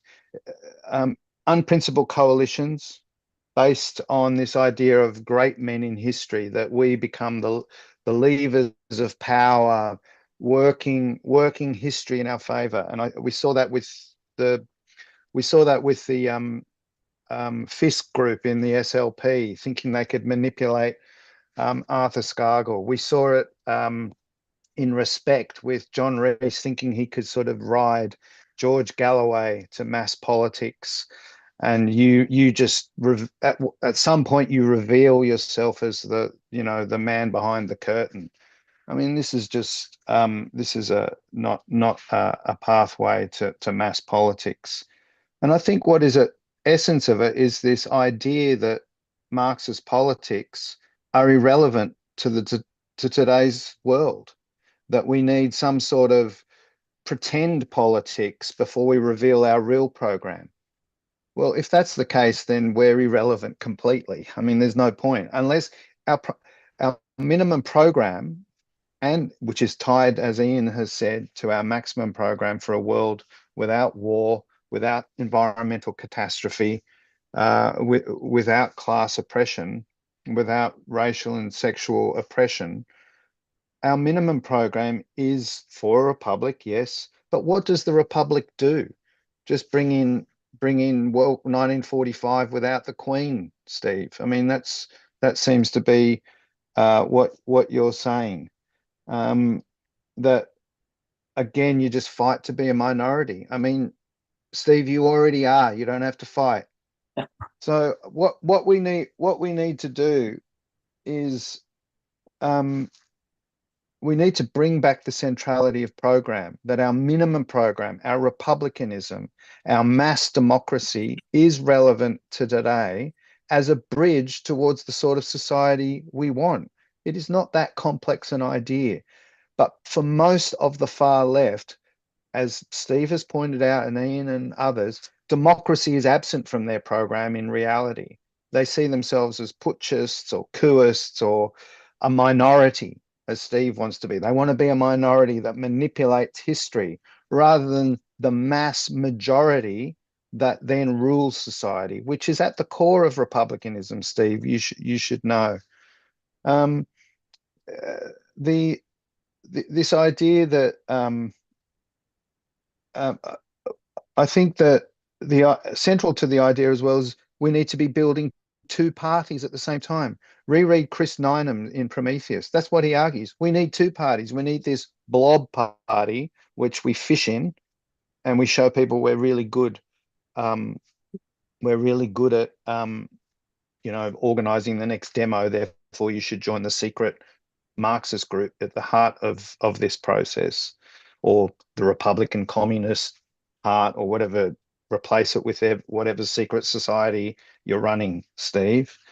But of course, you've got the reality is this crisis within reformism, which does exist because of the crisis of capitalism, is finding an expression at the opinion polls in Britain. I was just looking at John Rees's Facebook thread that he's saying, "Oh, Starmer is toast. 2 more by-elections and where reform wins, and he's gone." And that the anti-war movement is central here. The political expression that this is around the question of should British troops go to Ukraine. The majority of people are saying no. But the big recipient of this is the Reform Party. It's Farage. It's the far right. It's not the anti-war left. It's not the socialist left. It's not the Marxist left. And that is because there's an absolute absence of unity and of audacity of political program on the left. And I mean, Bill, of course, there is a radical tradition in England which is suppressed. I mean, England did manage to chop the head off its king at some point, which I think is a pretty radical thing to do. And there's the diggers, there's the Commonwealth, there's the Chartists. I mean, I think, yes, there is a conservative trend in the working class in England, but there is in Ireland as well. There is in Australia. There is conservative trends everywhere. And I think that we need to reach into actually, I think one of the good things John Rees is doing at the moment is reaching into that radical history of the English, which I think is something we should do as well and make it part of our tradition. But I think at heart, we aren't about building two parties at the same time. We should be building one party around a Marxist program. We should be doing that in the existing reformist organisations, in the Labor Party, not creating fictitious new ones to have, fantasy fishing expeditions to build the true party at the heart of it all, which is what Steve's program shares with Chris Nineham, shares with the Pabloites, shares with all these sect groups. Thank you, Marcus. Just before I bring in Kat, just on that, we've had loads of sessions, of course, on exactly that working class history, most of them delivered by Kevin Bean, who sadly died last year. But we've launched the Kevin Bean Library, kevinbeanlibrary.com, where many of his sessions on the diggers, on the English Civil War, etc., are to be found. So I'd recommend comrades have a look there. Kat. Yeah, thank you. Yeah, I definitely appreciated Ian's points around the maximum programme. And I think that he's right that actually the arguments of social democracy, and certainly what people have seen play out through the Labour Party and with ideas around reformism in general, I think that that's correct, that there is massive disillusionment with that. There's disillusionment with the idea that capitalism actually will be able to produce anything better for us than what we have right now, and actually that there is a widespread belief that it will only give us worse over time. So I think that, you know, obviously it's anecdotally, but, you know, from my own experience and you know, kind of going door knocking as well through the election, certainly I would see that kind of disillusionment as being quite widespread. A lot of people, you know, vote Labour, but with no hope or you know, hope or faith involved in that. So the arguments that we have to put forward around the maximum programme, and also around the means by which that can actually be achieved through working class power, through the Democratic Republic, actually that's a significant and important part of exactly what we need to be doing. And actually there's reason to believe that that could have more purchase now than it might have done in previous times when capitalism has been able to show itself to you know, be able to give us more in certain circumstances. But, you know, and this is quite a, I suppose, simple or basic point, but if nobody is out there actually making these arguments, nobody is out there actually arguing openly these communist politics, then it's unclear to us actually how much purchase that will have with people. If we're always softening our politics when we are in public, in the movement, in a campaign, if we always put on a different hat and try and keep our revolutionary politics to the back room, then who is there out there who is actually presenting this different conception of society, this idea of the social transformation that is necessary? There is widespread disillusionment around reformism and around what capitalism can deliver to us, but there's no kind of vision that is being put forward in the place of that. So I do think that, you know, I agree with Steve's argument. You know, we can't you know, voluntaristically just, you know, with a little bit more effort, you know, completely transform the nature of working class consciousness in this period. But that doesn't mean that we don't have opportunity, and that doesn't mean that we don't have inroads to try and build and develop a core of that consciousness, so that when objective circumstances develop or change, that we have a much better footing to be able to advance that. And I see that opportunity in the disillusionment, and I see our failure to, you know, respond in any meaningful way to that disillusionment with a clear vision of what might look different to that, and what kind of transformation is possible. On Steve's points, he said it's better to be united against the common enemy, you know, united with social democrats against the common enemy. But I suppose I would say, is there actually agreement or recognition of who that common enemy is? As communists, we would say the common enemy is the capitalist system itself and the impulse that it puts upon us to you know, discipline our life in such a way, and that affects us, you know, throughout society as a whole. It's a problem of the system itself. Whereas if we look at social democrats, often it's bad individuals or greedy individuals or certain sections of capital, finance capital, that might behave in particular ways. And if we could just, you know, rein those in, then we could, you know, as a sort of a nation made up of different classes, you know, we could come together around our own kind of shared society and try and bring down levels of inequality. And I think that those are the kind of issues. And I think that Steve was absolutely right to say that consciousness is the fundamental question. But when we enter into these, or when we seek to enter into these broad organisations, and we say, yes, we've got the same common enemy here, we pull back our own politics here, and that impacts on consciousness, not simply because nobody's there advancing those arguments about the real kind of systemic level of transformation that's required, but when we say, yes, the enemy is finance capital, or yes, the enemy is greedy bankers, that has a damaging effect on consciousness itself, because it gives us a different set of tasks in front of us. It gives us a different conception of the type of transformation in society that is required. So I absolutely agree that consciousness is the fundamental question, but that means that we need to take seriously, even on a super isolated, small scale, take seriously the behavior that we have within organizations, our approach to organizations, what we advocate within them, because that does have an impact on consciousness, even on a small scale. And if we envision ourselves being able to build anything bigger than what we have, then yeah. So I'd apply the same question to why we don't argue to set these things up, but we do intervene in them, because if we're going around arguing to set them up, we're saying that that's what's required. And again, that damages political consciousness. Sorry to rush along there. We've got about 20 minutes. We've got still 3 people who want to speak. Also, quickly wanted to answer a question by John in the chat. In terms of program, how can we have these discussions about Communist Party if we haven't sorted out the program?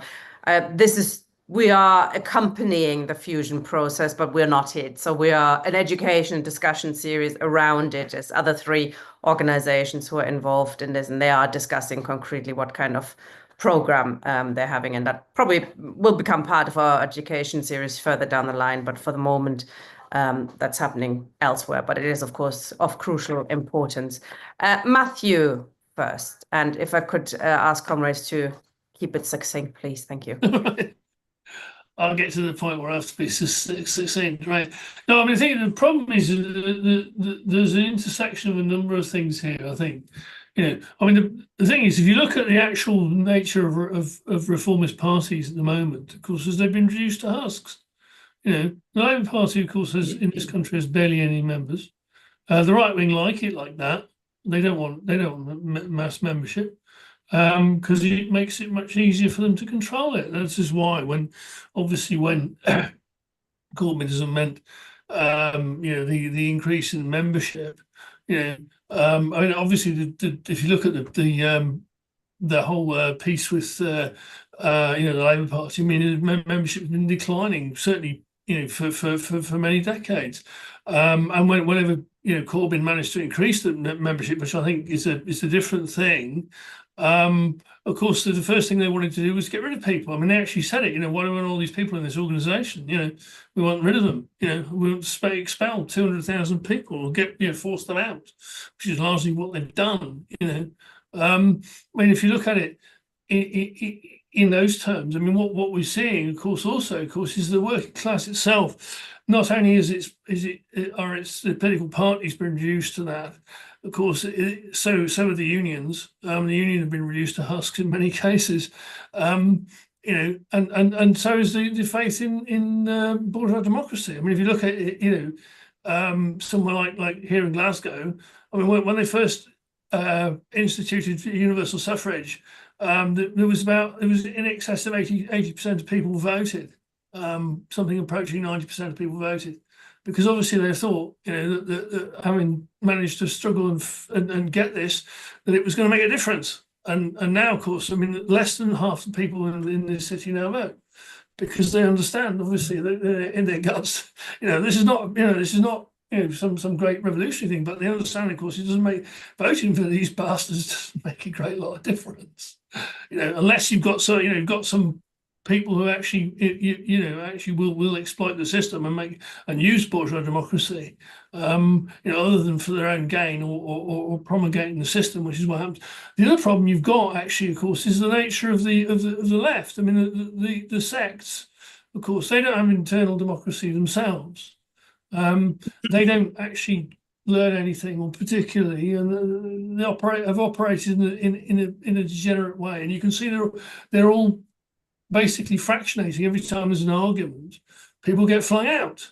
As we've seen in, say, for the, you can take this from the likes of the SWP, who've fractionated in God knows how many different directions. People have been flung out, John Rees and Richard Seymour and all these other groups. I mean, there's probably a dozen groups been thrown out of the SWP in the last 20 years. And you can say the same for the militant. I mean, militants now fractionated into about at least half a dozen or more groups. Basically every time there's an argument, people get flung out or leave. So there's not a political process there. You've also got a political degeneration of the left. I mean, the interesting thing is actually the best party I've seen in these parts in terms of actually having a working class organisation is the Scottish Socialist Party, because it actually had, the working class activists. I mean, if I go into Labour, going to the Labour Party, which joined the Labour Party around the Corbyn period, I mean, the quality of people in the Labour Party in these parts is appalling compared to the people we had in the SSP. Just nobody of any real standing in the class struggle, or with any record or any politics. Whereas the reverse was the case in the SSP. You could sit in a room and have all the shop stewards for every major union in the area will be in the same room. Totally different. However, the problem being, of course, is what you've also got, as I say, is a political degeneration of the left, whereby you have all of the different groups of the left collapsed into Scottish nationalism, which is essentially to say, well, we don't agree with Marx anymore. The working class has no. It's not the working class that will solve the world's issues.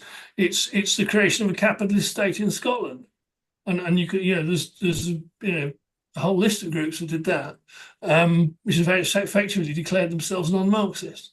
So as I say, it's those things, and the problem being, of course, is actually just in creating a party. I mean, it's how you actually solve that. Well, also, of course, how do you actually deal with the relation to the mass of the working class? And the problem is, I don't think the way that this is being posed actually poses that question properly. Thanks.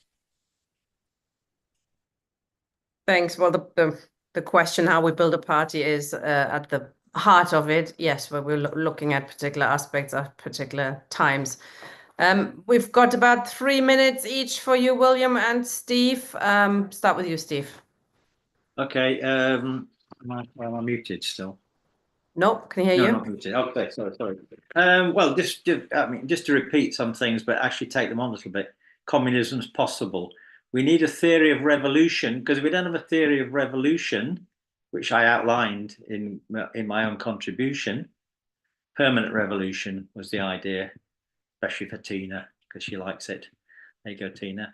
Capital is a global system, but you're quite right, Katz, it's a global system, but it's different in Australia than it is here in the UK. It's both capitalisms. But the things that Marcus has to deal with, has to face in Australia, are different to the things. The history is different. The class struggle is different. Therefore, we must address those questions as well, and not just put it at the abstract level of capitalism. My point, I think, to Marcus was that the communists failed to fight for a democratic republic really effectively at all in the SLP, in the Socialist Alliance, in Respect, in Left Unity, etc. And, I'm part of that failure, let's put it like that. But I think the idea that I hid my democratic republicanism, that nobody knows in the Socialist Labour Party, or in those people, that I was campaigning for a democratic republic. I can see Tina smiling slightly. That I've been hiding my democratic republicanism under a tree so that nobody knows about it, because I'm an opportunist. I opportunistically joined those organizations and kept secret my republicanism. No, that didn't happen, Marcus, I'm afraid. And the last point was Republican communists. We have to fight and defeat the Stalinists and the Trotskyists if we're going to build a strong tendency that could be the basis of a mass party at some point in the future. Finish there. Thanks, Steve. William, you're muted. Yeah, just a point on what Marcus said about cutting the head off a king as a revolutionary act. The fellow who cut the head off the king was one of the worst imperialists that Ireland ever had to suffer. And I'm just reading the Republic, the decade of revolution. It didn't even last. After the third year of the establishment of that parliamentary control, he took complete control. He was a dictator, an imperialist, and a mass murderer in the same vein as the Nazi mass murderers were in Germany. So I wouldn't be boasting about the great, wonderful Oliver Cromwell. We in Ireland know what he was. That's that. Now, as for radicalism in Britain, the Communist Party of Britain was set up in 1921.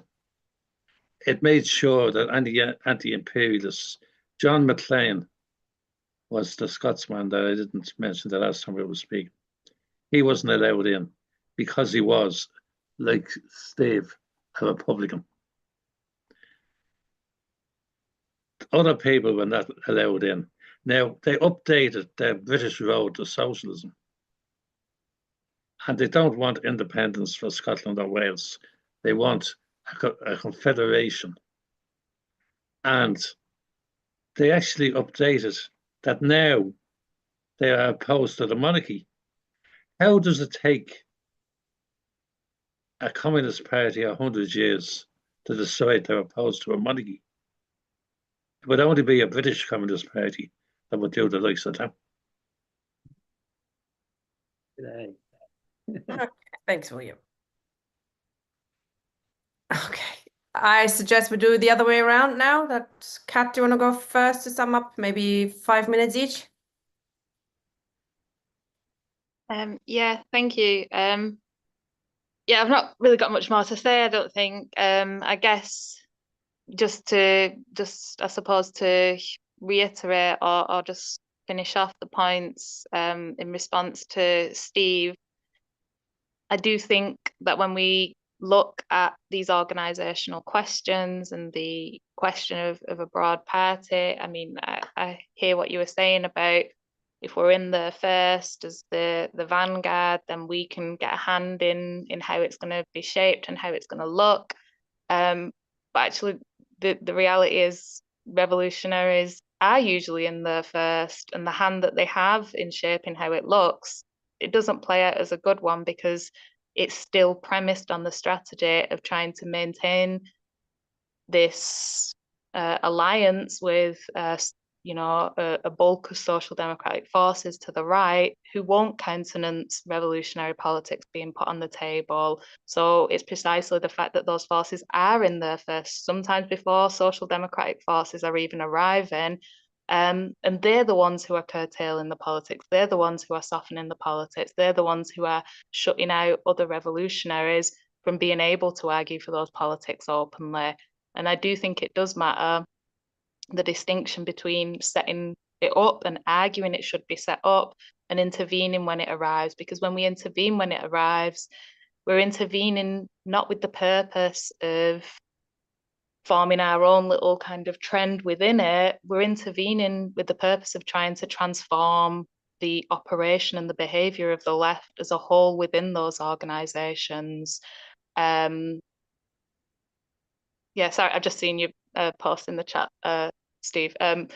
Yeah, we're intervening with the purpose of trying to transform the operation and the behaviour of the left and the models and the political working of the left on the basis of those organisations, those revolutionary organisations, openly arguing for their politics and being able to be united on the basis of their politics. So when we intervene, we're not making the argument that this broad party is what's necessary, that it's what can accomplish the tasks of the working class, that it meets our overall goal of social transformation.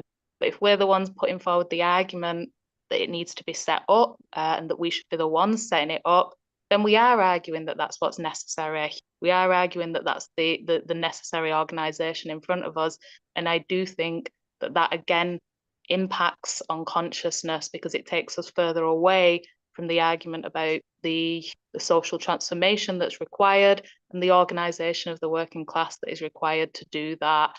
I think, you know, as Mark has said, if we put ourselves in that position of, you know, seeing ourselves as strategists who can kind of, you know, open the gates one by one to let the bulk of the working class through on the kind of road to developing consciousness, I think that's the wrong approach to take. And I think, yeah, we do need to take these organizational questions seriously, in the impact that they themselves have on the development of consciousness, because I do absolutely fundamentally agree with you that is, you know, the significant task in front of us is dealing with the fact that consciousness isn't in the position for us to organise, you know, a mass communist party in this period. Yeah. Thank you, Kat. I've just seen a question there. What comes first, the program or the mass movement? I think we can. The program can come now, mass to come now, but when the movement has to be ready to join a new communist party, that program, Marcus. Yeah, when I see questions like that, I usually just answer yes. Which comes first? Yes. But of course, I think program and theory does come first in terms of how we orient and organize. And I think, getting back to my original point and a rejoinder to Steve, look, I like Steve. I've known Steve for a very long time. I think we get on very well, but I don't really take his politics particularly seriously, because all of these debates should be being held within the same disciplined Marxist organization. And Steve had his chance last century through the communist rapprochement program. 2 weeks ago, he said, "Oh, communist rapprochement doesn't work." That's because you wouldn't join, Steve.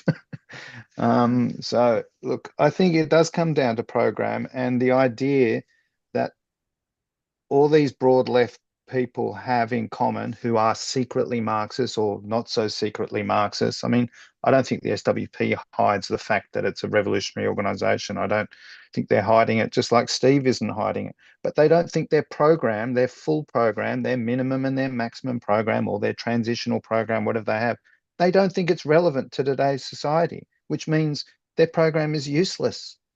So we need a political program that is relevant to today's society, that has a minimum that unites people. Yeah, sure, people with social democratic ideas can join and connect. But some people, as Ian has said, some people won't be. This idea that workers sort of come out of the mud with bad ideas. People can join mass movements because they want to storm the heavens from the beginning. They're inspired by the ideas of communism. They don't just come out and go, "Oh, it's because I want to protect my community centre. Oh, my community centre is under threat from my local council. I want to stand in a..." Like, they've got this step ladder of consciousness. And I don't think consciousness works like that. People come to socialist ideas from all sorts of ways. And we need a full program to attract and organise people on that basis. And I think we do need a program of hope. I think there is a crisis of democracy. Yes, the conservative centre is collapsing, and I think Trump will be smashing through a lot of this at a global level. You've got Starmer and Macron, you know, looking like they're trying to repeat Suez, but in Ukraine at the moment, from a much weaker level, to hang on to their imperial ideas. In Britain and the United States, I mean, yes, Trump has won, but only 29% of people voted for Trump. 27% of people voted for the Democrats. There's a mass disengagement. I'm not saying that's left wing. It's very atomized. It's very apolitical. But it's hopeless. People don't have hope. And our program, not just our minimum Republican program, Steve, but our maximum program can bring hope. And that's what we have to do. And I think we should see the fight for party, the fight for unity, not for 1, 2, 3 different parties representing different fractions of our program, But for one party that engages with the mass social democratic organizations at the moment, and I use that word engage. I know, Kat, you said intervene. I hate the word intervene. It's for me, I just find it trot talk for we've got the real group and we're going to go and intervene over there. We're going to intervene in a strike. We're going to No, we are part of the movement. And Steve, I'm not a member of the CPGB, by the way. But so what we need is a party as a political cultural center, and we don't have that. So in the chat, there's been discussions about Cuba and Nicaragua and how good or not good they are. That's great, and that should be part of the democracy of a mass Marxist party. I mean, I did point out abortion is completely illegal in Nicaragua at the moment, so I'm not sure if Nicaragua is some sort of beacon of hope. Most of these, again, most of these are dead ends, although there are elements of hope in them. We shouldn't, and we should, those sorts of views should be welcome in a mass communist party. That 20% we disagree on, what is Cuba? Is it socialist? Is it not? That shouldn't be banned from discussion, but it shouldn't also be a point of splitting for us either. And I think that is the culture. We need a cultural change in the left, which doesn't exist. I mean, Steve, your viewpoint has always been to fight to be in a minority. You've been saying that to me for 30 years, which has never been my approach to politics. And Bill, I take your point about Oliver Cromwell, and I'm reminded of song by the Pogues, Young Ned of the Hill, a curse upon you, Oliver Cromwell, you who raped our motherland. I hope you're rotting down in hell for the horrors that you sent to our misfortunate forefathers whom you robbed of their birthright. To hell or Connaught, may you burn in hell tonight. And I do solidarize with those sentiments of Oliver Cromwell, but I also think that there has been a radical tradition in England, and that is the role of Marxists to make that part of our future. We can be radical in Australia. We can be radical in England. The working class, even in the imperialist centres, has radical traditions. And it is part of trying to find that political, cultural centre of a partyist movement that we need to do in the unions, in the Labor Party, and in these attempts to try and unite Marxists that across this broad movement. And that's what I hope you can all achieve there as a beacon for what we're trying to achieve around the world. Thank you. Thank you very much, comrade. I really liked your summing up a program for hope. I think that's what communists believe the maximum program is, isn't it? Inspires comrades people to get involved in the fight because they believe there is actually the possibility of a better future, not just tinkering around on the edges. And we'll be discussing those issues in more detail. From next week on, we'll be looking at our history, talking about that, specifically how the communists got together in Britain and Europe and beyond. We're starting with Mark Mulholland, who'll be looking at the Communist Party of Marx and Engels, which of course didn't exist at the time, but they were arguing for one and getting involved in the struggle to set one up, a little bit like us today. Comrades, thank you very much for joining, and I hope to see you next week. Thank you, Kat. Thank you, Marcus. Bye-bye.